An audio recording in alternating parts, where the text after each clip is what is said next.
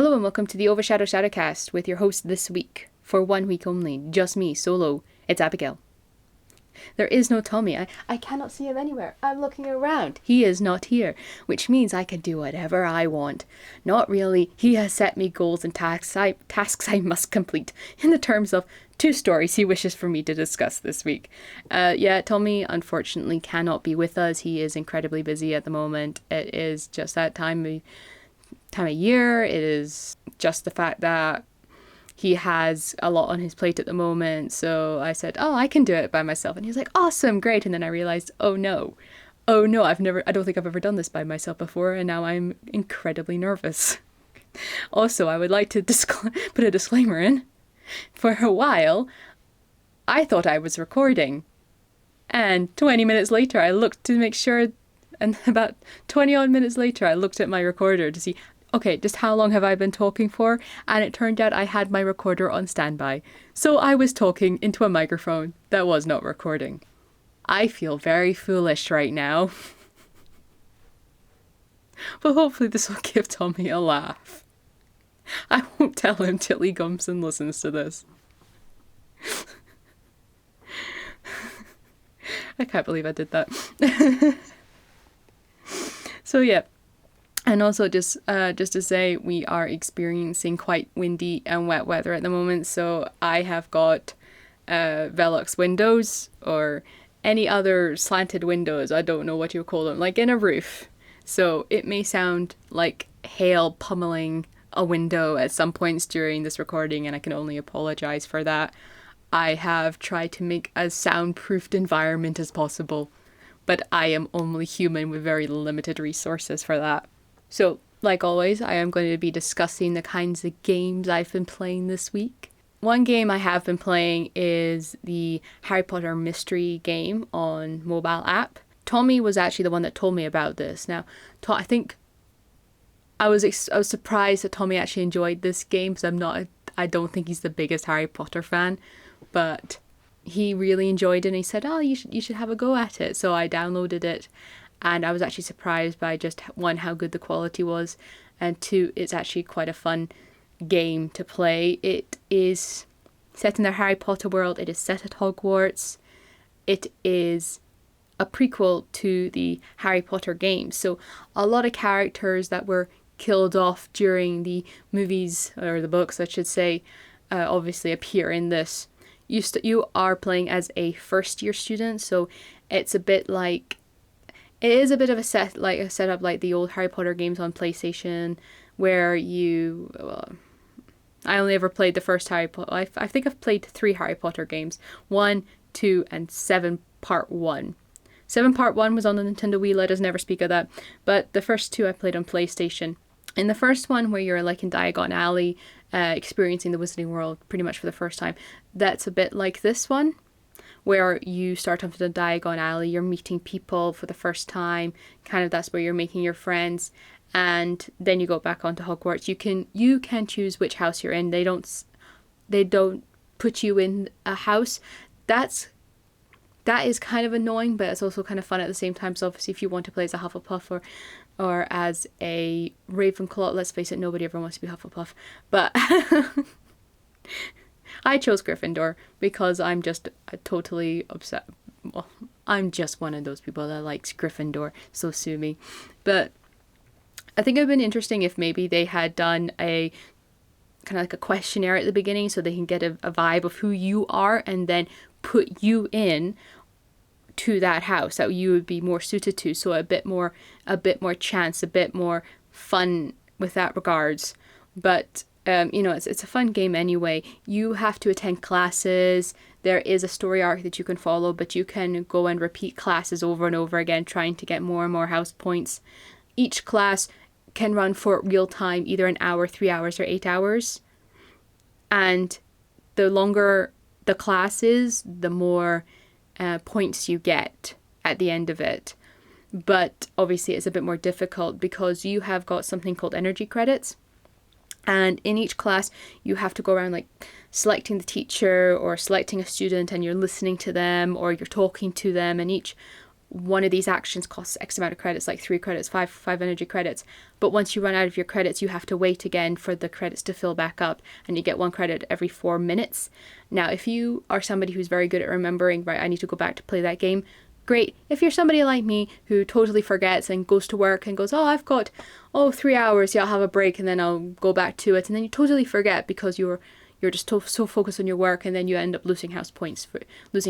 At the moment, I'm in 4th place. 4th place out of 4 houses. I'm not entirely happy with that. I would like to be first, let's face it, but I would happily take 2nd at this point, as long as Slytherin don't win.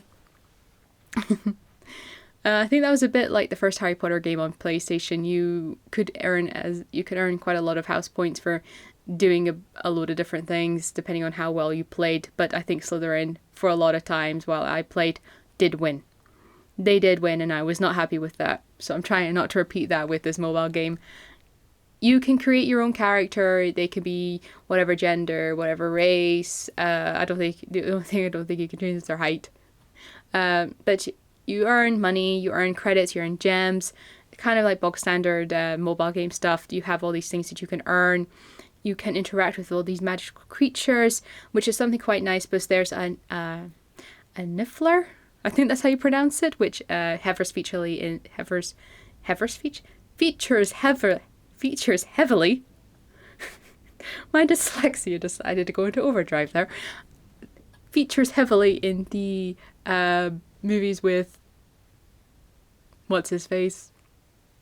Can't remember. Oh, brain not working. It is magical creatures and where to find them. There we go. Eddie Redmayne, that was his name. So that was quite fun that you're able to interact with that kind of creature that you know from not the Harry Potter universe. Well, it is the Harry Potter universe, but not the Harry Potter movies. It's the Magical Creatures movie, which is quite nice. So I would highly recommend that game. It's really great. Again, I think this would be a little bit more entertaining if I have Tommy to play off, as I'm pretty sure that he's been acing this and getting all the house points, and I bet you he went Hufflepuff. I bet Tommy is a total Hufflepuff, let's face it. He's a Hufflepuff or a Ravenclaw, but let's face it, Hufflepuff is his house. I'd probably be, I would not be even admitted into the into the hallowed grounds of Hogwarts. I would be immediately pointed in the opposite direction. It's like, no, you go off to you go off to the Muggle schools. You don't belong here. Try and smuggle my way in. So I've been playing that. I've also been playing, finally, Halo 2. I won't go too much into it because I think Tommy would like me to talk about it with him in the room so that he can feed off of it. But basically, while he's not here, I'm going to badmouth him a little bit by saying that he refused to let me play Halo 2 until I had completed every single campaign in Halo 1. And by that I mean like from the easiest to legendary to do all just the warthog things or just all those different segments that you can play. I don't know what they're called. I'm going to get a lot of hate for this. But basically he said that you can't play Halo 2 until you've played it on, I don't know, legendary or heroic or something. I can't remember which level's the hardest one. But more recently he was saying, have you started Halo 2? I said, no, because you said I had to complete everything on Halo 1 before I could start Halo 2. And then he said, well, no, what you really need to do is just know the story. And I honestly just looked at him and went, what? And then I had to reel off the entire story arc of Halo 1. He's like, oh, what's this or what's that? And because he hates it when I spoil things, I can't tell you everything he asked me. But he made me reel off pretty much the entire story arc. And he was like, oh, you know it. Oh yeah, you can go and play Halo 2 now. I was like, are you kidding me? So ever since he said that, he's been like bugging me. He's like, have you started playing? Have you started? And I was like, yes, I have started. And I am playing it. And I think it's called chapter 14. I think there's 15 chapters and I'm on chapter 14, and I was telling him about it. He's like, well, don't rush it. I thought, I've not been rushing it. I've just been playing it on, I think, heroic or legendary. Again, I can't remember which one I'm playing it on. Not the hardest one. Please don't think I'm that qualified yet. But he was just like, right, okay, so you're playing it. But at the moment I am completely stuck on a bit, and it is driving me crazy to the point where I am having to literally switch it off, leave the room, have a breather, and then come back in, because at the moment all I want to do is shut my controller at the television going, why won't you work the way I want you? Ark.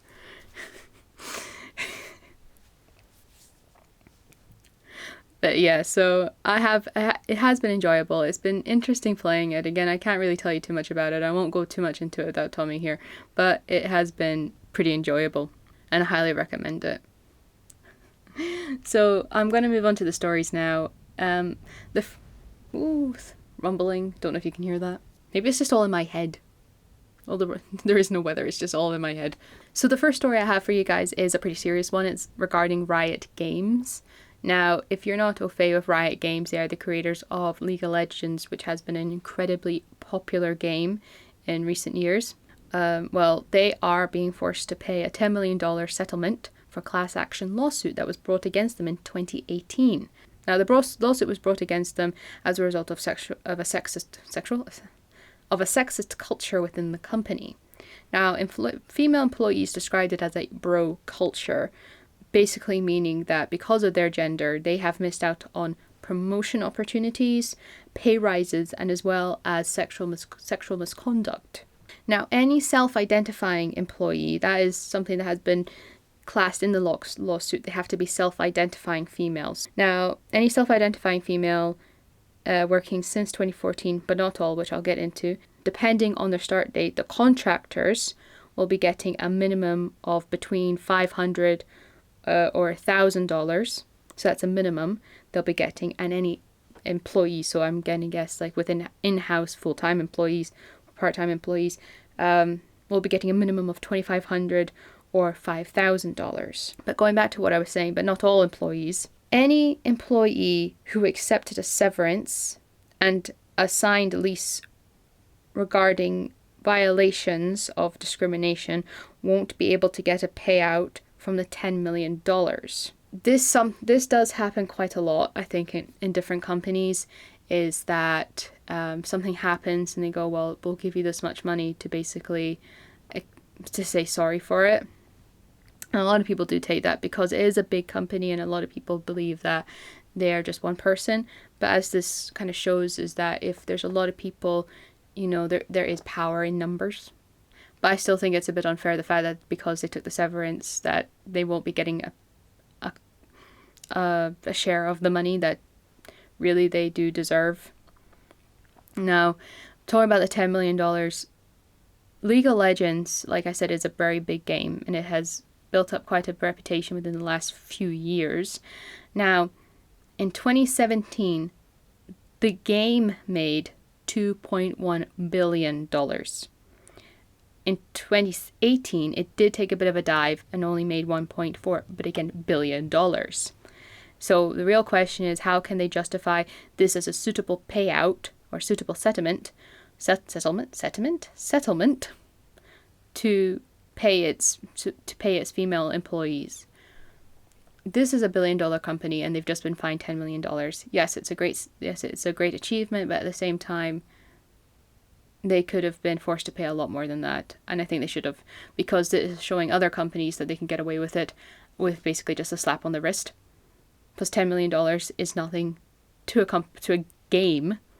company, which a game made in 2017 $2.1 billion and in 2018 $1.4 billion. So I'm a bit annoyed at that. I'm a bit annoyed that they've just, that is all the money that they've put forward. But again, it is now public record that this has happened within the company, and I'm sure that this will impact the company in some other financial way. Maybe less people will be paying for the game or paying anything towards the game. Tommy has also stated that it is just 1,000 women. I was unable to actually locate a number of women that this is going to, but I mean, if this, it's not a lot of money for horrible behavior towards people, towards self-identifying females, to basically towards any employee that has to experience this kind of culture, because it is something that women have had to fight against for a very, very long time, and it's 2019. This stuff should not be happening. It's 2018 that this lawsuit was filed. This kind of stuff should not be happening in the 21st century. We should be able to go to our places of work and not have to be subjected to this kind of disgusting behaviour. But it is a good thing that they have been forced to settle and that this is now a public record. But again, the $10 million bothers me a bit. because again, it shows that other companies that they can get away with this nonsense, and they'll only get a slap on the wrist. So the next story I have for you is about Star Citizen. I do not know much about this, but I had to quickly research all this morning. So Star Citizen has made more money in its pledges, and it now takes them over to $250 million. If you want the total, it is $250,456,659 or £193.7 million. That is a lot of money purely from pledges from just fans. That's all it is, which is a fantastic thing. What we know so far is that Star Citizen has been split into 2 games, Star Citizen and Squadron 42. That's the trailer which I watched. Again, it looks amazing. With Squadron 42 having released a trailer last year and looking much closer to having its full release. Now, I quickly had a look at Star Citizen's website. Now, they do have a pledge store where you can buy ships, which I believe you can use in the game, but you can also buy merch and subscriptions to, I think, like updates or things like that for the actual game.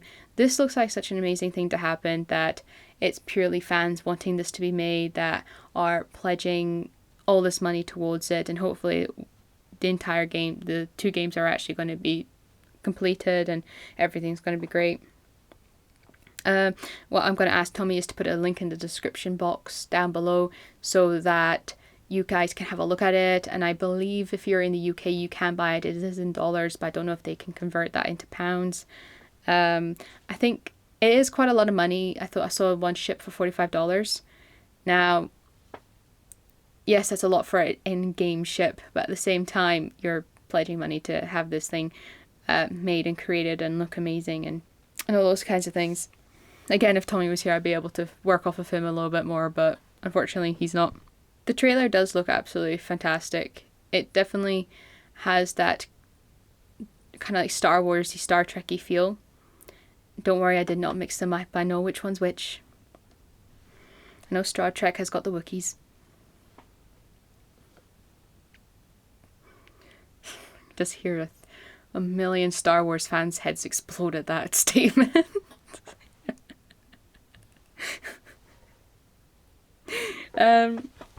So yeah, so those are the 2 stories that Tommy wanted me to kind of just discuss today.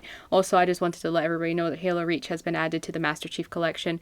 I saw I had an update on the Xbox. I was like, oh, what's that for Halo? And then I was like, oh dear Lord, it's like 100 gigs. What the heck is this? I actually had to uninstall Halo 5, which I had recently installed. So that was really annoying, because I think I had to wait a day and a half for that thing to install because my internet is incredibly slow. So much slower than Tommy's. I think my downloading rate was about 23 megabytes per second, and Tommy was like, oh, mine's like 103. I'm like, oh, that's great. That's nice. But yeah, the Halo Reach has been added to Master Chief. I don't actually know what it's about. I'm not looking into it until I finish the collection of the Halo games, because I don't want anything spoiled for me, because Tommy has been trying to half spoil. I feel like he kind of half spoiled what the Master Chief is. I'm not entirely sure what he is. This has been a bit of a mystery for me, so please do not spoil it for me if you know what happens, because I want to find out. So just a quick little thing to end on there. The gift-giving season is upon us. We cannot escape the music. We cannot escape the lights. I myself have been looking at Christmas cards since the end of July. Yay. Christmas. But if you are buying a game or anything of that ilk for your grandkids or your children or your nieces or nephews or whoever, please double check that age rating on that game. It should not be up to the developers or the store's responsibility if your 12-year-old ends up playing a game that you bought them and it turns out it's an 18 rated game. If you think that person can handle that kind of age rating of the content, then, go for it, buy it for them, but please explain, this is the kind of content that's going to be in it. So we want everybody to be safe. We want everybody to be able to enjoy gaming. We don't want anybody to be scarred by it, having nightmares from it. I am 27 and I still have nightmares from watching people play Outlast, never mind me playing it. I have yet to watch a complete playthrough of any of those games because it freaks me out so much. But we need to take a little bit of the responsibility off the publishers for that aspect of things. We do hear stories every year about, oh, I bought my 12-year-old the latest GTA, or I bought them I don't know, any other game where it has quite a lot of violence or a lot of sexual content or anything like that. I think this is completely outrageous, but you're the one that bought it for them, or somebody bought it for them and they saw that this had an age rating, but they're like, oh, it's a video game, it's kid friendly. Not all. We now live in a society, we now live in a age where we realize that not everything is Mario, not everything is Sonic. Just because it's a video game does not mean it is kid friendly. So all I ask is everybody, if you're buying it for, a wee tot, a little kid, just double check, make sure it is age appropriate for them. Don't want that to be a bit of a lecture, but I feel like I just wanted to say that. So anyway, I thank you for listening today. Sorry if I've been droning on and on. I have tried to record this before, like I said, and like I said before, didn't realize I wasn't recording. So I think a lot of my energy went into that recording and not into this one. So I apologize for that. But if you would like to hear, hopefully next time it will be the two of us, because I think for the last 3 weeks it's just been one of us. Then please subscribe to our channel, hit that little notification bell, hit to be notified about all uploads, and there's that rain again. And also hit that like button if you enjoyed this particularly droney episode. If you would like to leave a comment, that'd be fantastic. We appreciate all comments and we'll only read out the nice ones. Tommy is the master of the comment department, so I think he's the one that has access to everything. I don't even think I can upload anything to the channel. It just has to be him. He is the key holder to all of this. But if you'd also like to email us directly, we are at overshadow.shadowcast@gmail.com. All that information will be left in the description box below, hopefully. Again, Tommy's the wizard at that bit. I'm not. I edit this and then I give it to him and hopefully everything's okay. Then he adds the pictures. He adds the pretty stuff. But yeah, so thank you all for listening. And I will hopefully be here next week with Tommy. Okay, bye-bye.